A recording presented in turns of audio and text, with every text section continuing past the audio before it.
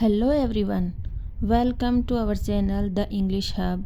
आज के वीडियो में हम बाय द टाइम के बारे में चर्चा करेंगे। Here are 3 rules for by the time with explanation.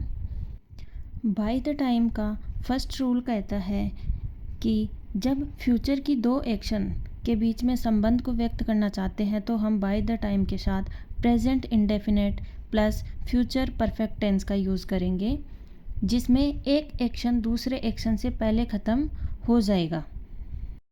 By the time close में अगर प्रेजेंट इंडेफिनिट टेंस है तो मेन क्लोज में हम फ्यूचर परफेक्ट टेंस का यूज़ करेंगे।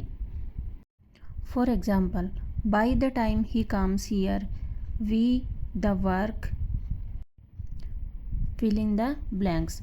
बाय द टाइम का अर्थ है जब तक कि, तो जब तक कि वह आएगा हम हमारा काम पूरा कर लेंगे। दोनों ही भविष्य की घटनाएं हैं, लेकिन वह आएगा उससे पहले काम ख़त्म हो जाएगा, यह निश्चित है। और डेफिनेट फ्यूचर के लिए हम प्रेजेंट इंडेफिनिट का यूज़ करते हैं। हमें 4 ऑप्शन दिए गए हैं, उनमें से choose the correct answer.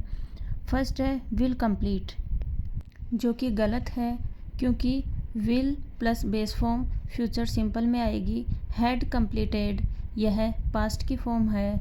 Will have completed यह हो जाएगा फ्यूचर परफेक्ट टेंस में, और इसका सही आंसर भी यही होगा।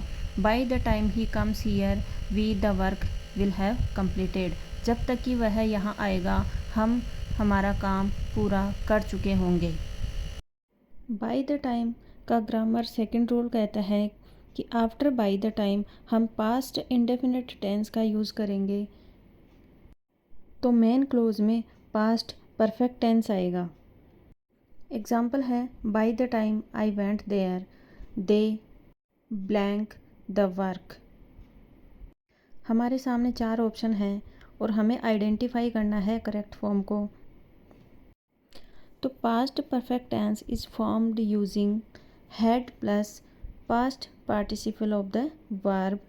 For the verb start, the past participle is started. Had started इसका सही आंसर हो जाएगा। और हिंदी में अगर बोलें तो जब तक मैं वहाँ पहुँचा वे अपना काम पूरा कर चुके थे। भूतकाल में होने वाले 2 एक्शंस के बीच में संबंध को व्यक्त किया है। थर्ड रूल कहता है कि बाय द टाइम क्लोज में अगर प्रेजेंट सिंपल टेंस है तो मेन क्लोज में हम फ्यूचर सिंपल टेंस का यूज़ करेंगे। इस रूल का यूज फ्यूचर की ऐसी एक्शन के लिए किया जाता है जो किसी विशिष्ट समय पर शुरू होगा या घटित होगा। For example, by the time he comes we will start the meeting. जब तक वह आएंगे हम मीटिंग शुरू कर देंगे। एक एग्जाम्पल और, जब घड़ी में 5 बजेंगे तो दुकान बंद हो जाएगी। By the time the clock strike 5 the store will, by the time he arrives we will begin the ceremony. इन तीनों नियमों को समझने से आप बाय द टाइम का सही तरीके से उपयोग कर पाएंगे। हमें उम्मीद है यह वीडियो आपके लिए उपयोगी होगा। अब आपकी बारी है बाय द टाइम का उपयोग करके अपने सेंटेंस बनाएं और हमें कमेंट में बताएं।